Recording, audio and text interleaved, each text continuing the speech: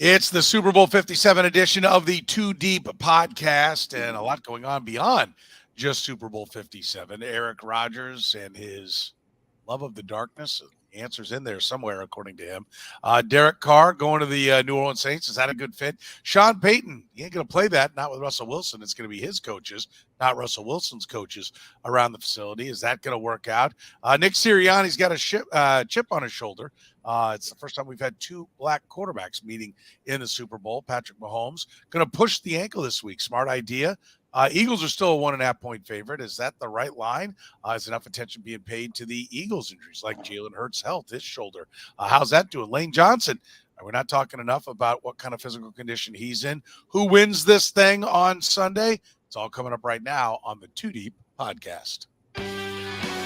This is the Too Deep NFL podcast, the most in-depth analysis of the National Football League, breaking down the NFL like no one else can. Too Deep is hosted by Jeff Chadiha, Eric Eager, and Soren Petro. Jeff is a senior columnist and on-air personality for the NFL Network and NFL.com. Eric is the senior VP of Research and Development for Sumer Sports. Soren Petro is the host of the program on Sports Radio 810 WHB in Kansas City. Too Deep podcast is proudly brought to you by Gann Asphalt and Concrete, Kansas City's nationally recognized full-service paving and pavement maintenance contractor, making parking lot problems disappear in Kansas City since 1994. Free consultations, no commissions, in-house crews, and every project comes with a written warranty. Find them online at GannAsphalt.com or call 816-484-3338. Gann Asphalt and Concrete, one contractor, all things parking lot. Now, here are your hosts, Jeff Chadiha, Eric Eager, and Soren Petro. And good evening. If you're catching us via the podcast later in the week, remember we do stream live on Wednesday nights at 9 o'clock with the 2D podcast, proudly brought to you by, as you heard, thank you, Curtis, Gann Asphalt and Concrete. And Gann Asphalt and Concrete is now hiring all positions, project manager, dump truck drivers, operators, and crew members, starting pay up to $30 per hour based on experience. Paid time off, yep, they got that as well. Insurance, among some of the benefits packages that you can get. Check out GannAsphalt.com for more information. Back at it, gentlemen, as Super Bowl's upon us. Let's tackle the information at hand, first of all. Now we've got, number one, Chadiha rolls better on the travel. That's pretty big time. As 2/3 of our podcast is coming to you from Phoenix. Jeff and Eric on site.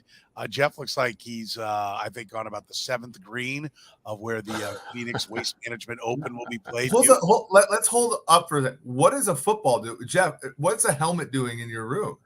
Oh, friend of mine. Whose helmet is that? Yeah, Tony DeFeo. I got to bring stuff back from my kid, my 10-year-old kid. So a buddy of mine, Tony DeFeo, works for Arizona State, and I asked him for a football helmet, a real football helmet that they wear when they play, and he got me one, an old football for my kid. So I'd set it up as part of my backdrop for this. Tony, friend of the pod as well, by the way. Good guy, Tony, and the longtime football guy. Got some stories, I will tell you that. But so yeah, he's in a cool spot.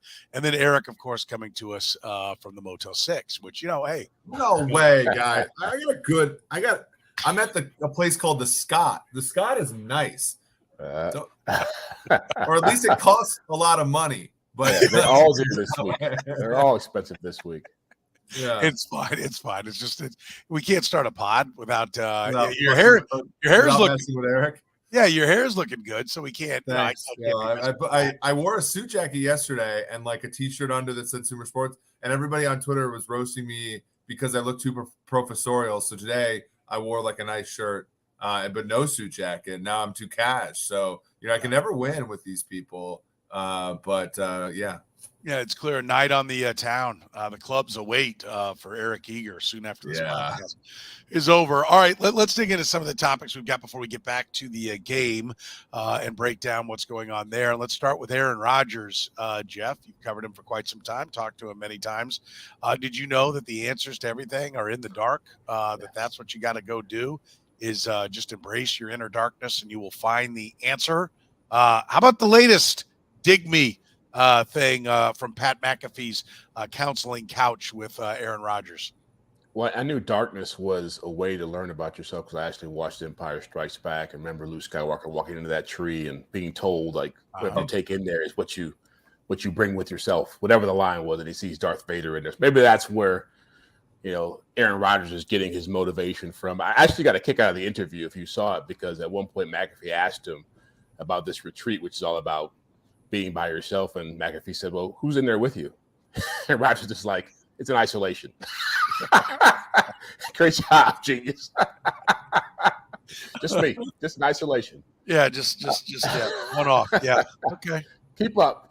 So, look, I think that, Aaron Rodgers is in full offseason mode already. He is enjoying the spotlight being on him again. He's got a great platform with McAfee. He's got Tom Brady in retirement now. So there's only one big-time Hall of Fame quarterback left to talk about what he's going to do with his career, and he's going to take it to the fullest. And I think this is – I know there's been talk about the Raiders. I don't see how that works mathematically. Eric is the mathematician here, but I can add a little bit. I don't see how you add $60 million to a salary cap that's already bloated by a receiver making $30 million and have it make sense to have a team that you can actually win with. I still feel as if the Jets make the most sense for him. I feel like Green Bay is just pretty much looking for the way out now. They've gotten to a point where they've got cover. They know he's talked his way to a point where they can release him and not have their fans go nuts. 2 years ago, they couldn't do that. Now, even with the contract being what it is and all the hurdles that come with it, they see a way out, and I think he's not playing football there anymore.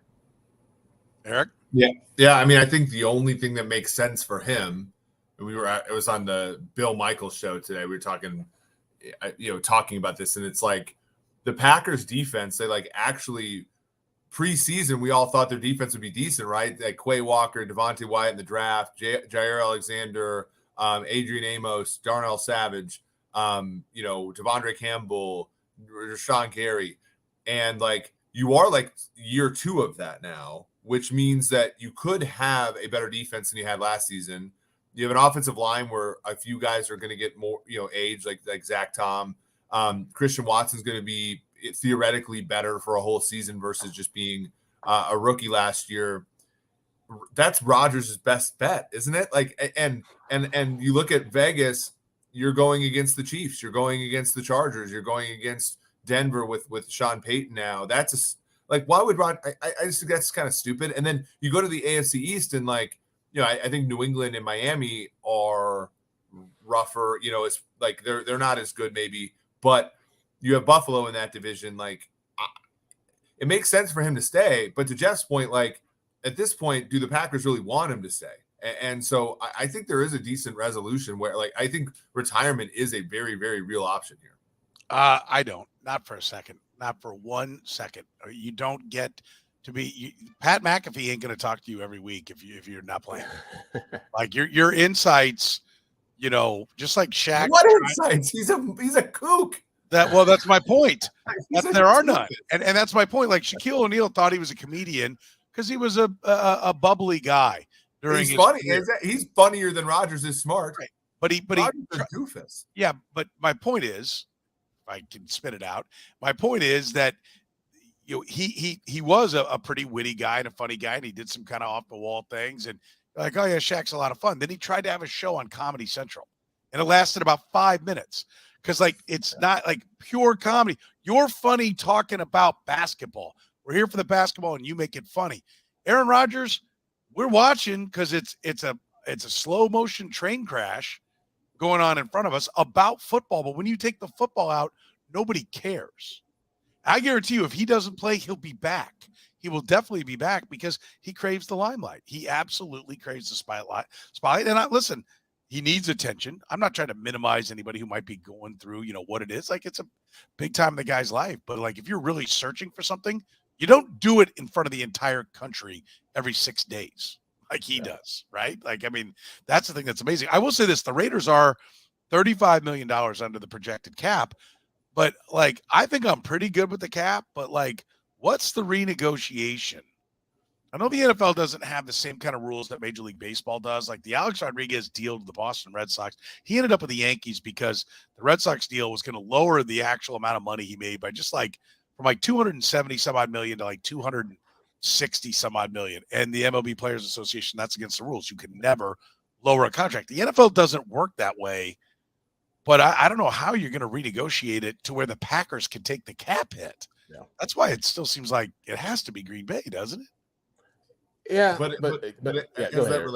has that relationship soured to the point now where like he can't, like, I mean, he was saying stuff like, "Oh, as long as we're in the race, I'll play," and like all. I mean, I think that maybe I could be wrong because I wasn't, obviously in the industry when Brett Favre did this, but at some point, the Packers were like, "Forget Brett Favre, it's time to move on." Like, when are they going to get that way with Rodgers? Because they have to make a decision on the 5th-year option for Love this offseason, and like, I mean, they can't do that really with Rodgers. Like, I think they want basically resolution there, and like he's been messing around with them a little bit too much. I think that sounds good. The difference is LeBron James is signing 1-year deals. Telly is like, "Oh, I'm getting kind of old. I'll take a 3-year deal." But there for a while it was 1 year. He's a free agent every year. Brett Favre was doing the same thing. He was signing 1-year deals or 2-year deals that were really get out of jail free cards. Yeah. Aaron Rodgers jumped in with both feet. He wanted the payday and the security, and that comes with big penalties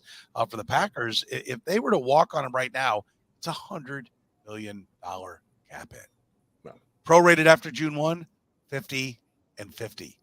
I just can't see that happening, but I don't know. We'll see where it goes from here. Does Derek Carr go to the Saints, Jeff? Is this a good fit for where he could land? I don't know if it's the best fit for him, but it's a reasonable fit. Like, I still feel like if he wants to win football games and have an opportunity to compete for championships, that opportunity lies in some place like with the Jets.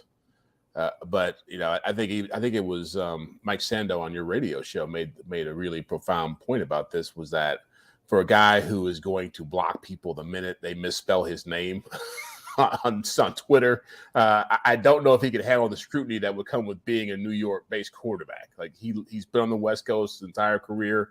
He likes it. He likes control of a situation. He doesn't like being bashed. And so the first time he underwhelmed somebody, I don't know if he could stand up to that kind of heat. In New Orleans, they'll love you as soon as you show up because they obviously miss Drew Brees.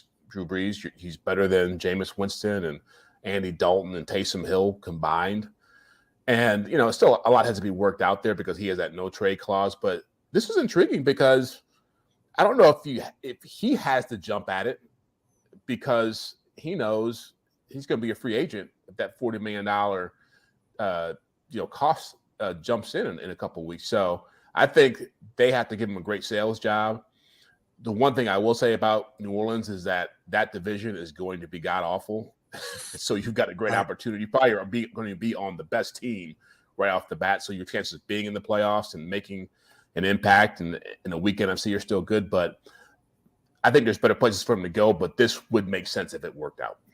Yeah, you like New Orleans and Derek Carr as a marriage, Eric?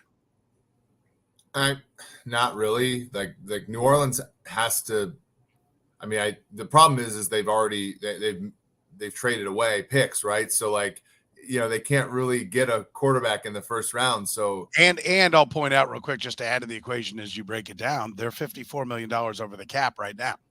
Yeah, but I mean they're screwed both ways, right? I mean, obviously you can do the max restructure, but like they're stuck because you do the max restructure, you get a guy in on a rookie deal, and they're going to be kind of like the Bears, where the first year or so is going to be an absolute mess, and you're not going to be able to evaluate the guy.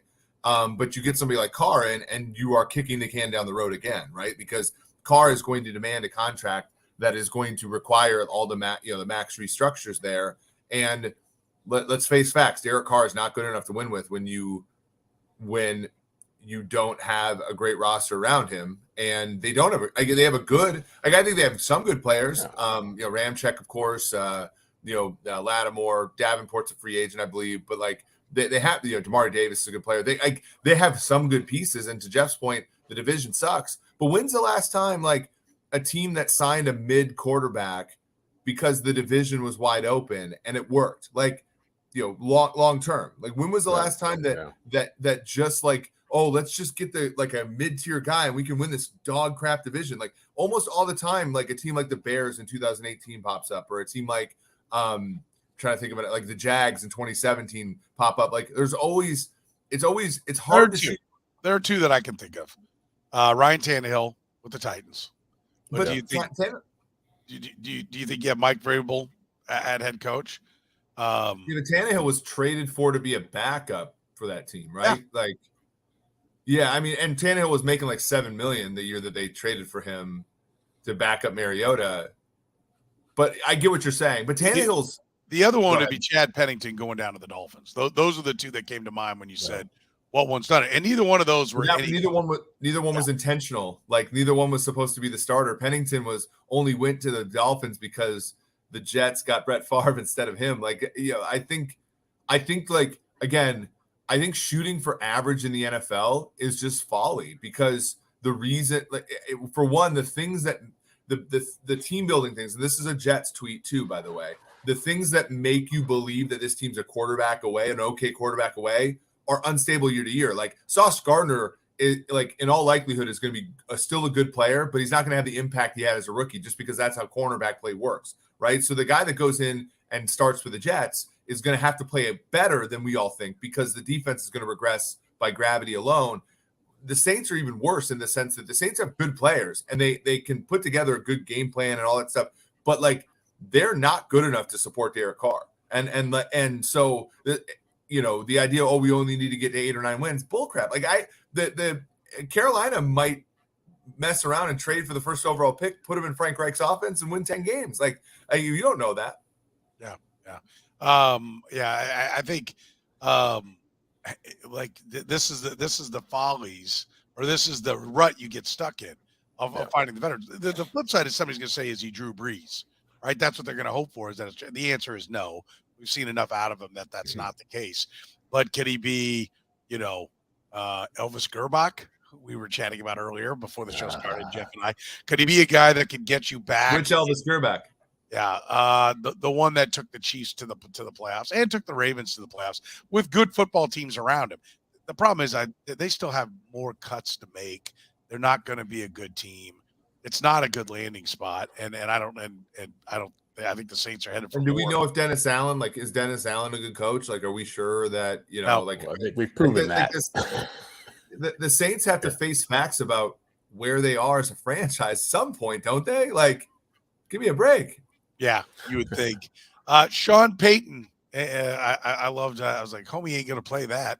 Remember the old In Living Color thing? Homey don't play that. That's what I thought of when Sean Payton was looking over his shoulder, answering the questions about the entourage and personal coaches of Russell Wilson. I was just waiting for Keenan Wayans to go, Homey don't play that, right? It was like, yeah, we have our coaches. They'll do the coaching. No one else is going to be in the building. Yeah, we're off to a great start, right? What's the meaning of this comment? Is it just to establish his dominance as the alpha over Russell Wilson, or is this a guy who's already going, he ain't going to be the quarterback anyway. I'm going to ditch him first chance I get.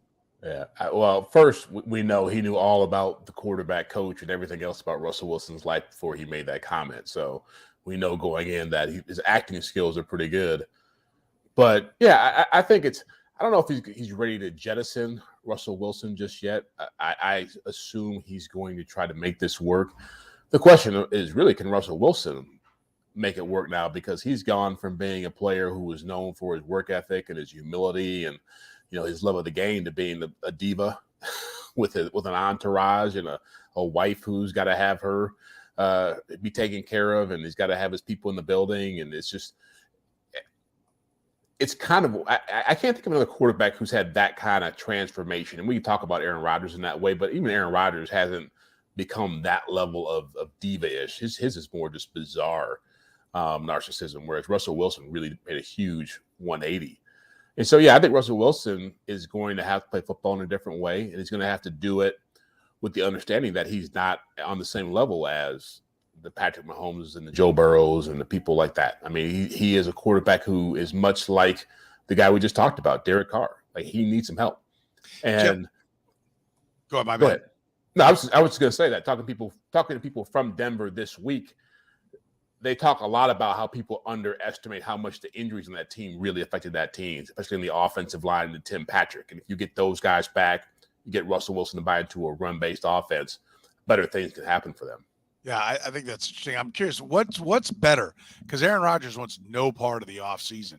Is it better to be a diva but at all the practices and off-season events, Russell Wilson style, or is it better to be able to be more of one of the guys in the locker room but no show the entire offseason? Which one of those is better for team building? Neither one worked this past year, but is one scenario. And I don't think Sean Payton's going to allow the Broncos to replay what they did with Russell Wilson this next time. That's pretty clear.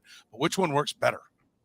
I think it depends on who you are. Like Aaron Rodgers can get away with that because he's superior talent.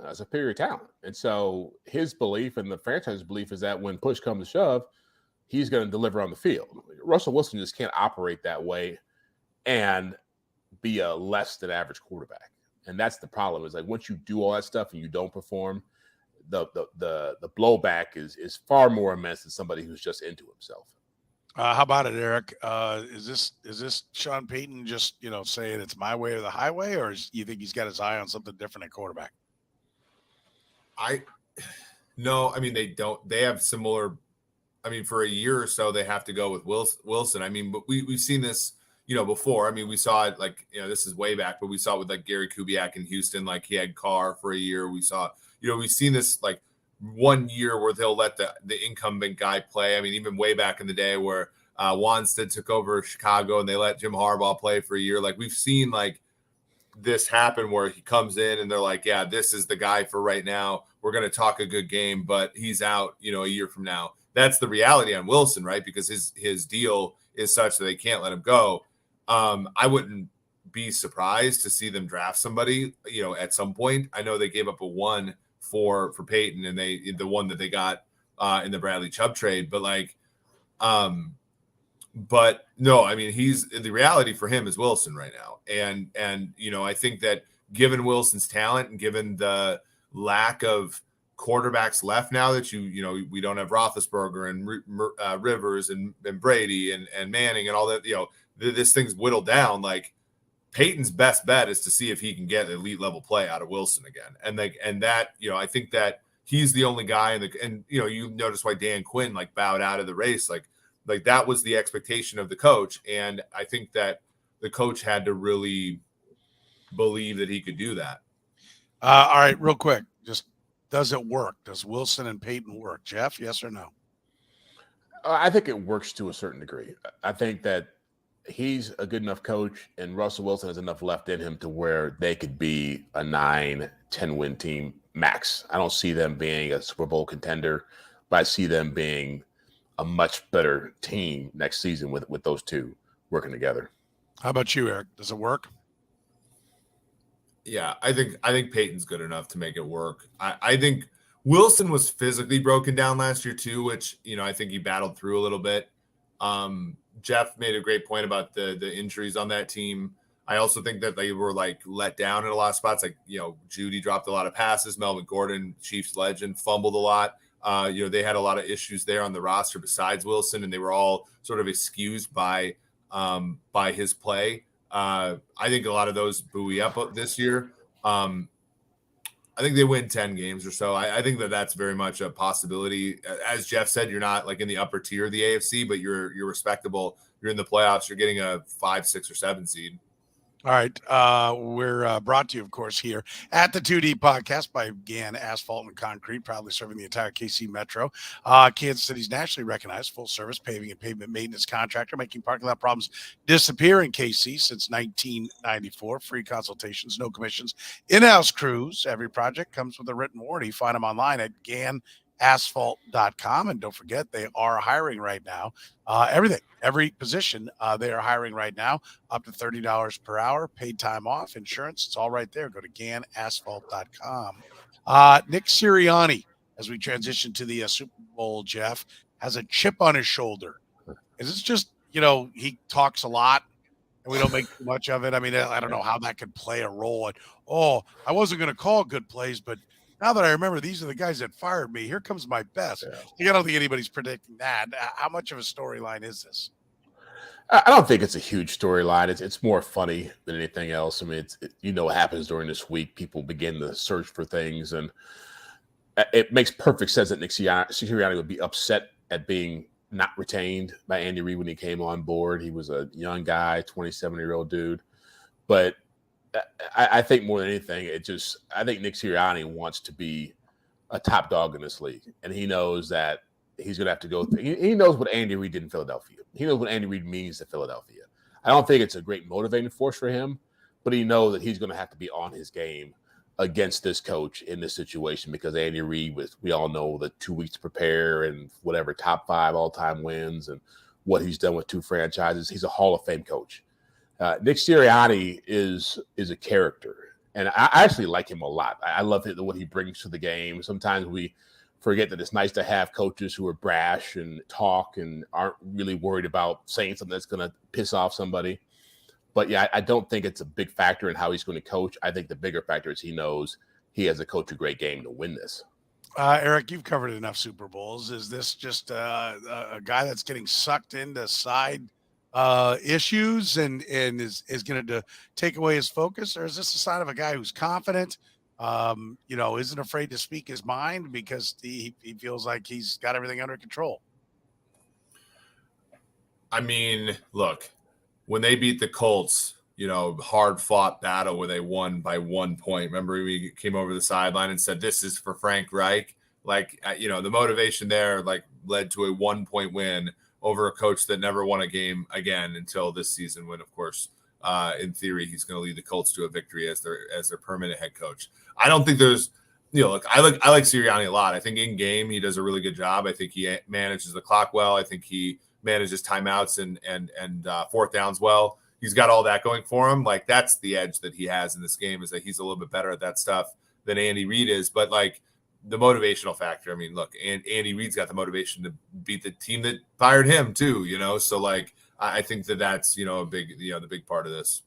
Yeah. I think it's refreshing that he'll be open and honest. It's about himself. He's not bashing where he came from. He's not bashing Andy Reid. And I actually, I'd love to, as a Chiefs fan, be like, oh, this is a great sign because the guy's distracted and he's letting his personal emotions get in there. I think it's a guy who's like, yeah, whatever. I'll answer your questions. We're all good over here. Yeah. I think it's a guy that's ready to be freewheeling and roll. And we know he's not afraid to, go for a fourth down. I think this kind of speaks to that mindset. He's not afraid to tell you what he really thinks either. And I think it's a mark of him being a young, brash, confident coach. We have 2 black quarterbacks facing off. I remember as a kid, I feel fortunate to have had this reaction to it because I think it speaks to how my mother raised me. But when Doug Williams was the first black quarterback in the Super Bowl, I remember being stunned. I was stunned that was a fact. That was news to me as a 15, 16, 17-year-old kid, however old I was when that game happened. It stuns me that this is actually the first time. I was kind of surprised by that. I thought, we've had, enough growth in that department that this has happened before now. How big is this subject matter, Jeff? Well, it's significant just because it's historic, but I don't think it's not the same level as Doug, Williams playing in the Super Bowl. It's the black quarterbacks have gone through quite the evolution over since that time has happened. I think every landmark you would hope that they could hit that would prove that they belong in this league has been hit. We've seen number 1 draft picks, we've seen MVPs, we've seen Super Bowl winners, we've seen everything, Super Bowl MVP winners. And so it's, to me, it's not a watershed moment in that way. It's nice to see, and it's good to talk about it. But I think sometimes you have to be a little bit, and it's Black History Month, so that helps too. But I'm always a little bit leery about overplaying some of these things on the diversity side of it, because you want people to appreciate it when it happens. You don't want it to become like an annoying, oh my God, now we got to talk about this, right? And so I don't want to make it sound as if there was some huge issue with black quarterbacks before this happened. This is, to me, it's more proof of just how far they've come and what they've been able to do in this game. Definitively a milestone, Eric. How big is it? I agree with Jeff I think the only milestone, and we saw it a little bit this year with Geno Smith, is this idea that, black quarterbacks have reached every milestone except for this idea that it's okay for a black quarterback to suck. That's the only thing that I think that we have not, and again, love him, but Chad Henne sucks, and he's been in this league for 15 years or whatever. Geno, like, and credit to Pete Carroll because he had Tavares Jackson as the backup for a bunch of years, and then he had Geno. But like there aren't, the Geno Smith story was singular to us, right? Because as people that follow the league, which is that was a quarterback who everybody had written off, and the league still like said, oh, we got to keep this guy around still, right? Like we got to keep Matt Moore around, we got to keep Chad Henne around, and there was always there's always that place for white quarterbacks who stink to be in the league and to caddy for a number of years and be a part of this whole thing. And there was never, and so I guess like my thing would be having two black quarterbacks in the Super Bowl means the numbers are up enough where statistically speaking this can happen, even to the point where what Jalen Hurts represents, which is this is a quarterback who plays the game, who doesn't play conventionally, at least initially. Yeah.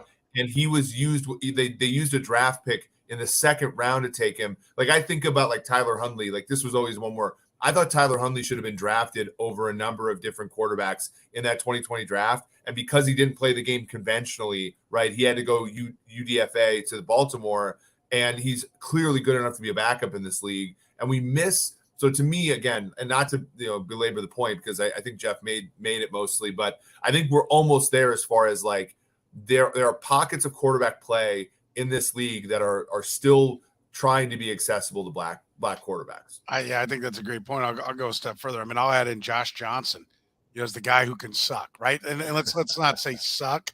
That's Eric's terminology. Let's say the guy that nobody thinks and everybody's concluded is not a franchise quarterback, but can still play a role. I mean, part of those backup jobs is you want that guy in your quarterback room because part of the discussion and the film evaluation and weeding out what plays do and don't work, you contribute to that.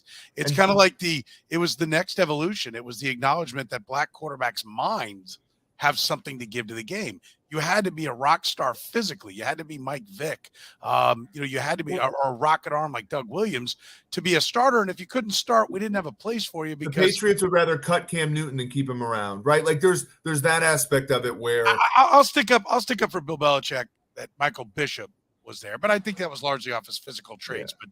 But you know what I'm saying? Like for the last evolution of this position, we have been very, very accepting of black quarterbacks who are great. Like we cannot deny their greatness, and they are allowed in, right? Like that has been like the next evolution. But the guys like Josh Johnson's the example of where we need to go, because Josh Johnson, given how talented he went to the XFL and was the best quarterback in that league. And I guess PJ Walker was another one where he went to the XFL, and this is a plug for these minor leagues. PJ Walker goes to the XFL, gets back in with Matt Rule in Carolina, and he's been around now for a few years as a backup, right? Like as a backup. And Josh Johnson should be a part of an NFL team the same way that Chad Henne has been a mainstay for the Kansas City Chiefs, and guys like Chase Daniel have been a mainstay for their teams, and so on and so forth. And again, like that means like the fact that Jalen Hurts is in this game means that the Eagles were willing to use a draft pick that's pretty high on a quarterback who's African American and was, in all likelihood going to be a backup for 4 years. And I think has some significance to it. Yeah, and it's important that, because when you talk about dual threat quarterbacks having success, you're really talking about black quarterbacks. Like outside of Josh Allen, like most of the guys who have that skill set are going to be black. And so it's probably more significant that Jalen Hurts has made to this point because Colin Kaepernick is the only other player with that kind of skill set who's been able to play in this game and have a chance to win it.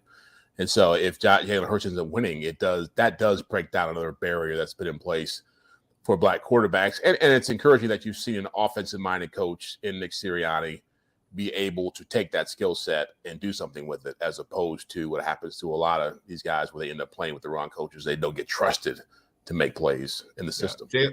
Jalen Hurts, by the way, his entire agency is like his media agent, his contract agent, all that are all women, by the way, which is another interesting part of the, sort of like, let's grow the game type of aspect. I think that's really cool, by the way. Like, that is cool. As far as what the position he's put himself in, as far as being a trailblazer for the game too. The other part I wanted to make, point I wanted to make is guys like Josh Johnson. Those are the careers that NFL head coaches have. That's Doug Peterson's career, right? Team to team to team as the backup. And we've talked a lot when we talk about getting head coaches hired about the quantity. I think I don't remember the number. I think it was 22 of the head coaches in the NFL either played or coached the quarterback position. Maybe it's not quite that high. Maybe it's like 18 of the 22 offensive or something along those lines. Anyway, the point is playing the quarterback position and it gets you a better chance of coaching it. And I think, those backup quarterbacks oftentimes are the coaches in uniform for the team, and we're getting that aspect of the black quarterback as well. So I think it's the overall picture, the overall growth at the position that I think is good for the game. Let's talk about the quarterback of the Kansas City Chiefs, Jeff. Mahomes says he's going to push the ankle. Listen, I don't like to read too much into the exact verbiage and then define what that exact verbiage means. I think he means he's going to take it out for a test drive, figure out what he can and can't do, and that's going to help them shape the game plan. Or am I wrong? Should Chiefs fans be a little bit worried that he's going to go for it and aggravate the injury and be in worse shape than he could be in? I don't see them pushing it to the point where he's going to hurt himself. I think he's pretty smart, and they're pretty smart about how they want to deal with it. But I do know that it's important for them to know what they can run with him and how they want to operate with him out there, because I think James Palmer on our air reported that they've got a certain number of plays marked in the playbook as, can we run this or not run it? So they got to be able to see it, because a big part of this game plan is going to be him moving around, being able to move the pocket, being able to keep that defense off balance. And you don't want him to be a stationary target, but for any stretch of this game against that pass rush. So I think he wants to know how his body's going to respond, where it's going to feel weird. I think we all know that if he has to go to his left, that's going to be problematic based on what we saw before. So if he's able to be more confident in that, that's advantage Chiefs, because, I think the toughest thing for him, and he acknowledged this, was being able, if you're going left, to be able to stop, plant, and, shift your weight and throw the football. I mean, that's when he had his most painful moments against the Bengals in the AFC Championship game. So I don't think it's anything for Chiefs fans to worry about. It's just more about, where is he at? What can he do? And ultimately, what can they run? Eric, what do you think? How much did that set off an alarm with you when you heard it?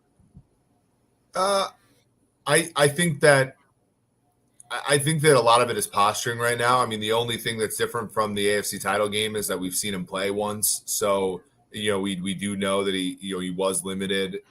He wasn't as limited as I think a lot of people thought, but he was limited.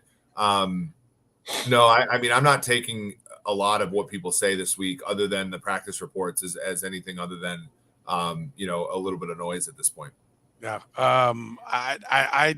Listen, I get what he meant. I think he means let's get out there and let's give it a try and let's see what we've got. And so I don't think it's a big concern, but I do think the ankle overall is something to consider. And I think the injuries are part of it as well, just the injuries in general with the Kansas City Chiefs as they continue to look like they're going in the right direction. The Eagles are still a 1.5-point favorite. Kansas City's health, are you comfortable with that being right, that this is basically a round of pick 'em game, Jeff, or is this with L'Jarius Sneed saying he was practicing, the receivers getting back out there, do you think it's switching over to Kansas City maybe needing to be favored in this? Well, you guys are the gambling experts on this, so I don't know how point spreads work. I know that it seemed like in the AFC Championship game, based on variability and health and all that stuff, that it was the line was moving a lot more than I thought. Possibly that would have an impact on whether they would be favorites or not, seeing that some of these guys are practicing now and are healthy. But maybe that's just the reality that people see the Eagles as having the better roster on a neutral field. And I don't have a problem with that. I think ultimately, again, I don't gamble, so it doesn't affect my money. But I think ultimately, whoever you are rooting for, whoever you believe is going to win, they have to go play the game. And so I think these teams are pretty evenly matched. They both have strengths. They both have the ability to impose their wills on each other. And I said it on our other podcast that I think you're going to know what kind of game this is really early on, because you're going to get some answers to some questions we can't answer right now. You're going to know if the Chiefs are able to deal with the Eagles pass rush. You're going to know if the Eagles can deal with Patrick Mahomes, how healthy he is. You're going to know, is Andy Reid going to run the football? What kind of tricks he's going to have? All these things are going to come out within, I think, the first 10 minutes of this game. And then we're going to settle in and figure out who's going to adjust after that. Yeah. How about it, Eric? Is point spread right for the Eagles to still be favored, or some of the positive news that's out there around Kansas City something that should maybe be bringing this back around to more of a pick 'em? I've been trying to reel in my Chiefs optimism this week, just because I'm more out of respect for the Eagles than out of homerism or optimism for the Chiefs. Like, we saw Juju Smith-Schuster's receiving prop go from 33.5 yards to 40.5 yards, right? So that's optimism. That's people betting into it, seeing that Juju's going to be okay. Obviously, the injury report only had Kadarius Toney on it. So, I think the market hasn't moved, as Jeff said. The thing about it is, though, that this is the most liquid market that we're ever going to have, right? Like they were taking 6-figure, now 7-figure bets on both sides of this number for a week now, and I just think I'm inclined to believe that this number's right because of that, because of this is the most bet on game and there's sharp money on both sides, and so I think the Chiefs have basically a coin flip chance to win this, and the spread would indicate it's more like 53-47. So I don't know. I don't think it's that big of a difference. I think the weird part is the variability in the game, right, Petro? I think there's scenarios where both teams all blow the other one out, and I think that they're fairly frequent. I think it's because of the caliber of offense they can both bring to the table. And I think these are two really good teams. I mean, I don't know. I'd have to go back and look. 14-3 against 14-3. Like this is no joke. And the Eagles are mailed in last game to get to 14-3 as well. So they could. No, they won the last game. Did they win the last one? Yeah, they had 2 losses with their backup quarterback play. Those are the ones that That's right. I mean, these are 2 really good teams, and I think even I think the strength of the AFC maybe clouded how good the Chiefs are, right? Because they were in a lot of close games, even against some of the lesser teams, but these are 2 really good teams, and I agree with Eric, Jeff, and not even from a gambling side, but as you look at it in these kind of games as they go at it, I mean, a couple of turnovers and each of these offenses can make the other team pay, and these defenses are good enough to take the football away. So what could be an evenly matched game and play 10 times may go 5-5 every 10 times you play it. I think Eric's right. We could see somebody win by double digits, and it's not a defining statement that one club is just totally better than the other one. It's just that day, these are teams that can actually make you pay when mistakes are had. Yeah. Oh, no doubt. I mean, look, we go back to the first Chiefs Super Bowl with Mahomes when they won. And I was talking to some San Francisco guys. They were down 10 points with 7 minutes to go, and then it flipped in a hurry, right? I mean, that's the kind of thing that could happen in this kind of game where one team could be dominant, and all of a sudden, boom, the other team gets hot and takes off. Like I really do think one of the more intriguing parts about this game is we know Andy's going to defer if they win the coin toss. The Eagles, I think, have scored on both their opening drives in the playoffs. I think the Eagles are going to get the football first, one way or the other. And that first drive, like I said before, how the tone that's set there, I think will give me a great sense of how this game might play out. And so I think it's super important that the Eagles play from ahead. They do not want to be playing from behind in a game like this. I agree with that. Eric, do you agree that the first drive each way sets the tone of the game, or could there be a feeling out process? What I mean, do you see it? A couple teams pouncing on each other. I said this with the Niners-Eagles game. I think it's less so, but I think it's more so than the base rate. I think the team that scores first in this game wins. And I think both teams.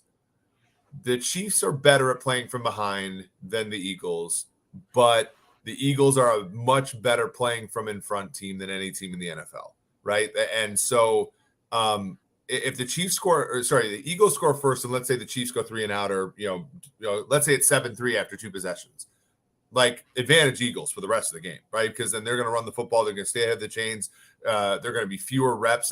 I think the other thing is. If this is a baseball game, we want Hurts at 60 pitches by the end of the 3rd inning, right? That arm, we don't know how much gas he's got left. That guy was wincing against the 49ers when they made, but in both playoff games, we didn't have to see him throw much. They got ahead. They put they put their foot down, and it was 30-something to 7 in both games, or 30-something to 10, and that's very clearly an outcome here. I think on the other side, if the Chiefs get ahead, right, and let's say they force in, 3 and out or something by the Eagles, they get the ball back. Maybe they're up 10-0 or something. The Eagles having to go to Hurts repeatedly, like that's going to be rough as well. So I don't think it's as big because I think the Chiefs have better comeback ability, of course, than Brock Purdy and the Niners. But, the team that gets ahead here is such an advantage. And that's why I think the game will be a blowout in one direction or the other. I agree with the getting ahead, but getting ahead is not 7-0. Getting ahead is 7-0. You're out and I have the ball, right? Like I think as long as the other team is on the matching drive, it's okay. But I do think one thing, I think, most football games, if a team doesn't score in the first one, the other team becomes a lot less likely to score because the conservative nature of coaches takes over. That's where I'm curious if Nick Sirianni is going to be the new wave. We know he's very aggressive on fourth downs. Yeah. Does he recognize that that's the error of a lot of other coaches is like, well, I don't have to score because they didn't score. And he goes, no, now's where we go for the throat. But that's where you see, though. That's where you see these games spiral out of control, right? In both directions.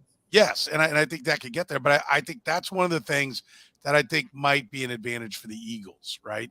Is that if the Chiefs are saying this is the best team we played, or if they get punched in the mouth, does Andy Reid have to come out of what he normally likes to do? Do they start saying, well, we got to keep pace. We got to keep pace. I don't think they're gonna wet their pants or anything like that. Andy Reid's been around. Patrick Mahomes has been around. But I think, that's when the Eagles defense has a chance to prove to be special. It looks special with 70 sacks and what all they've done this year. They get a chance if the Chiefs are start to go into a panic mode. And I think we expect same thing. Eagles want to be balanced.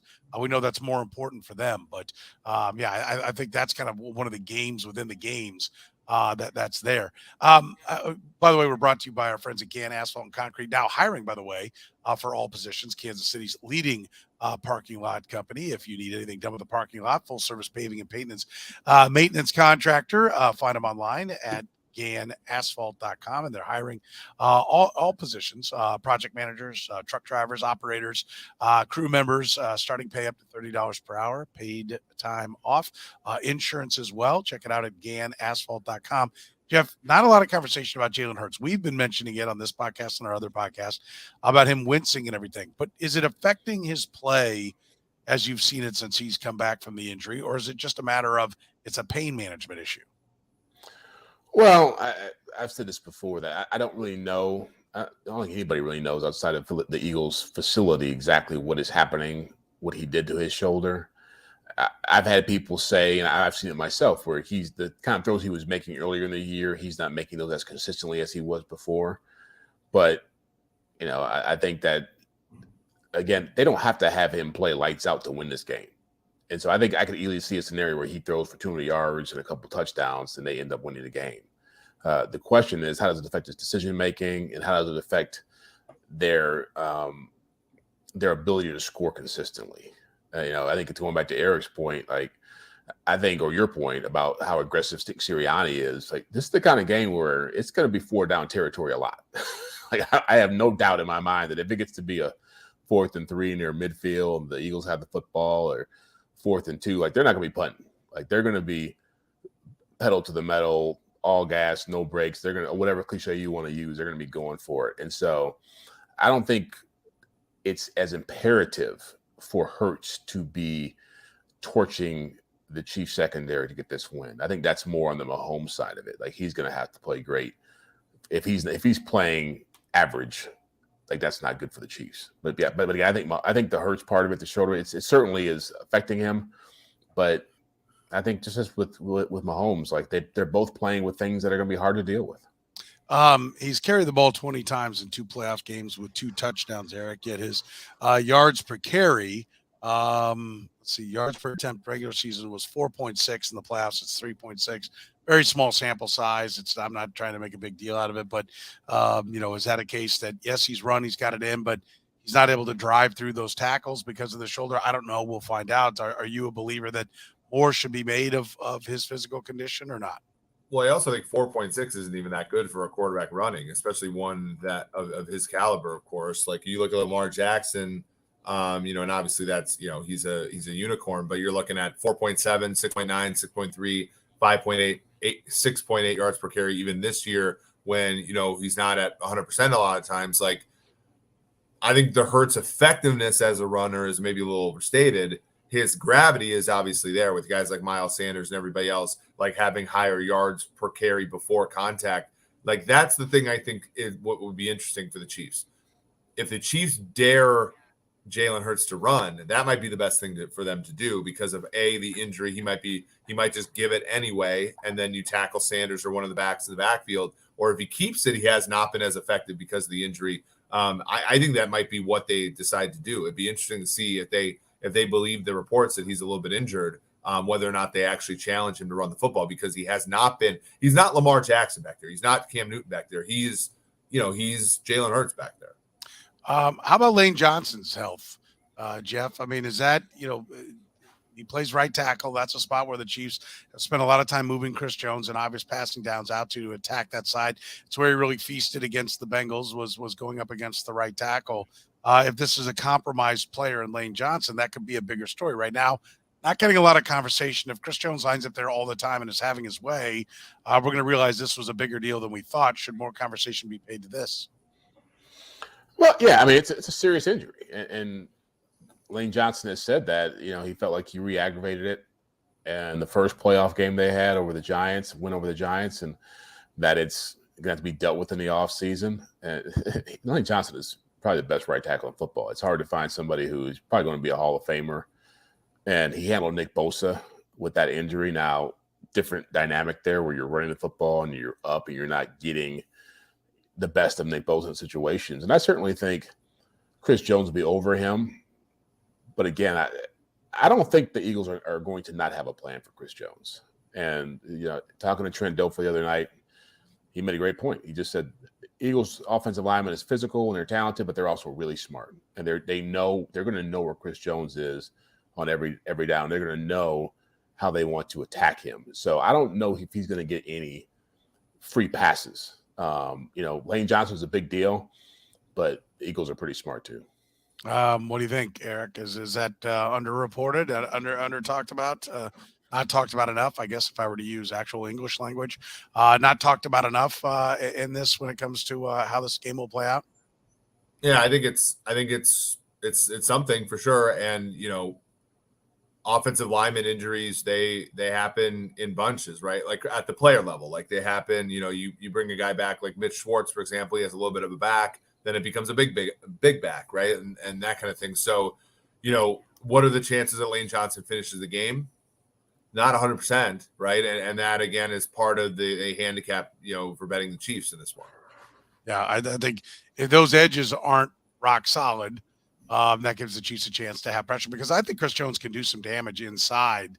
I think he's one of those players that's a great player. He can beat anybody, but he can do some damage there. But if he gets a chance to go against somebody who's really hurt, that becomes a pretty big, a potentially big advantage for the Chiefs defensive line. All right, what are you looking for in this game? What do you think the storylines are going to be, Jeff? Who you feel like who's going to win? Well, it's the trenches. It's always about the trenches.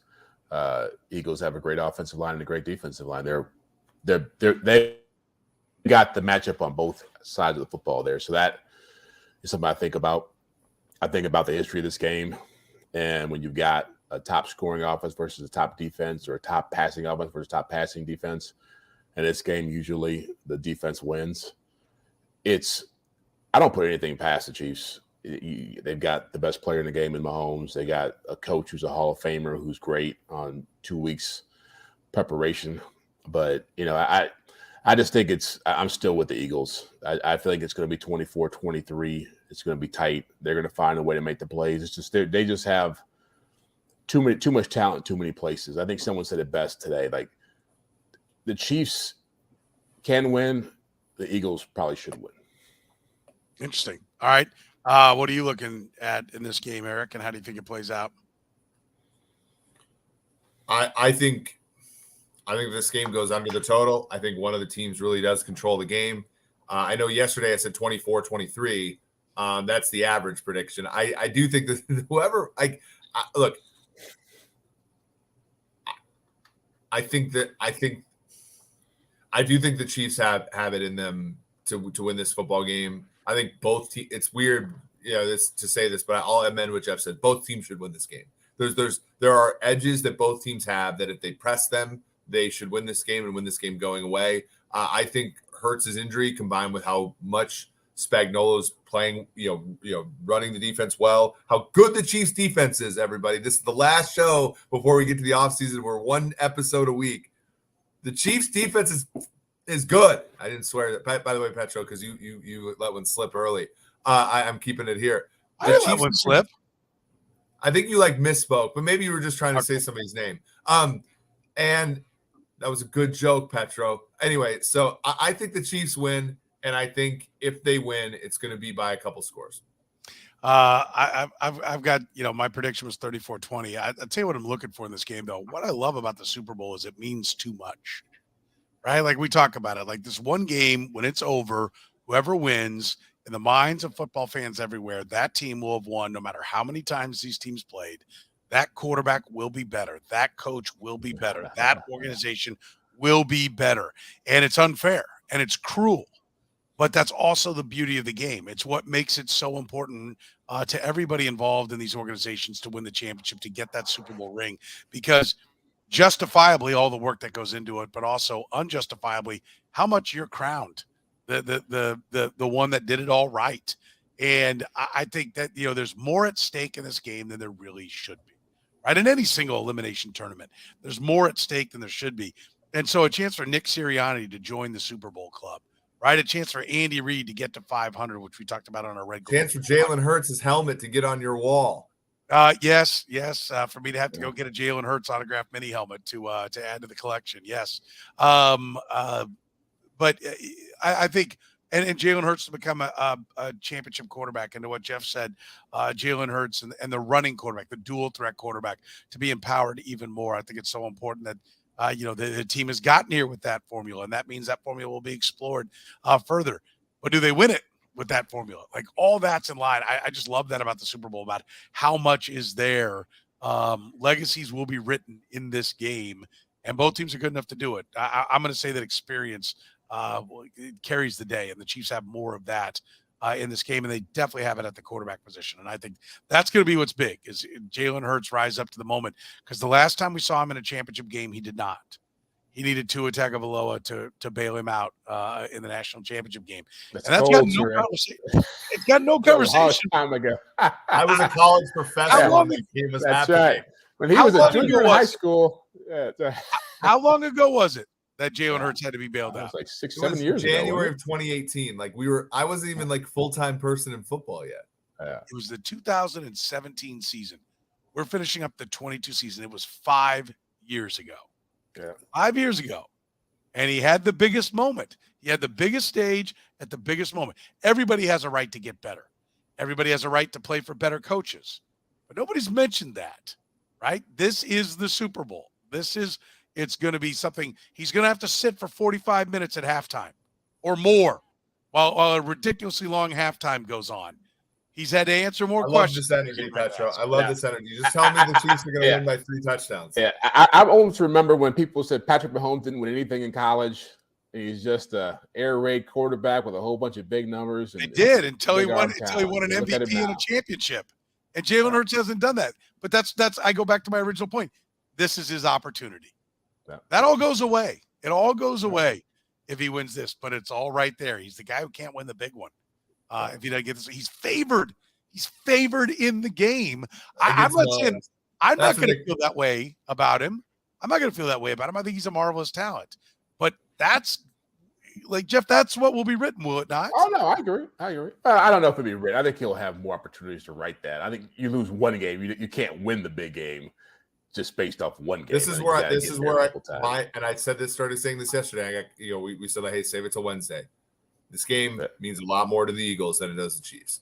And not to be like, oh, the Chiefs will be back, because I know the statistical, improbability of that. But this is the rookie window for Hurts. Owners already said we're going to pay him. Gets harder when you pay the quarterback.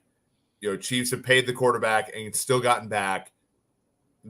I think I disagree with Jeff in the sense that I think if he loses this one, I don't know if he touches it again. Maybe he might get to the playoffs again and all that kind of stuff. But I actually think this is the Eagles. The Eagles better put it on here. I think. Yeah, the exposure to injury for Jalen Hurts. And I would just ask, is he more Joe Flacco, not in the style that he plays, but in the caliber of quarterback that you think he is? Is he more Joe Flacco or more Patrick Mahomes? I think he's more Steve McNair. That's what I think McNair got their Never lunch. got back.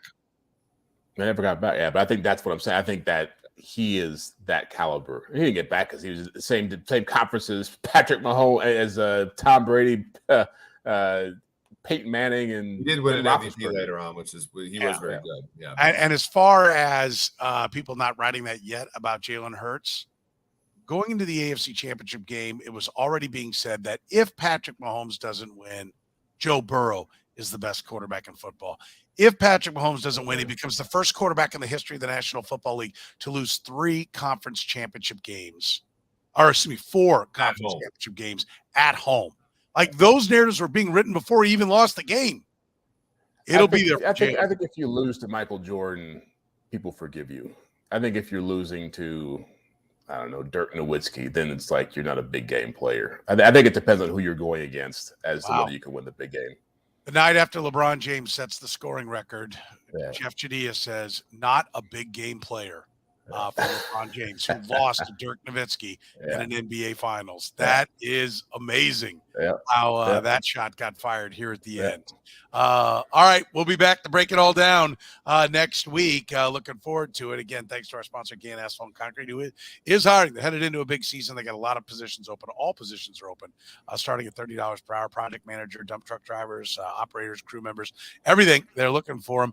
Paid time off, insurance. It's all right there at GannAsphalt.com. That's GannAsphalt.com. Gann Asphalt and Concrete, your one-stop shop for all things parking lots. So if your business needs any help there, no matter what it is, striping, redoing it from scratch, building a brand new one, or just repairs, GannAsphalt.com is where you go to get things done. Back at it next week, 9 o'clock Central Time. If you're catching us via the podcast, we stream live 9 p.m. on Wednesday. So for Jeff Chadiha, the NFL Network, NFL.com, Eric Eager from Sumer Sports, Sumersports.com. My name is Soren Petro, Sports Radio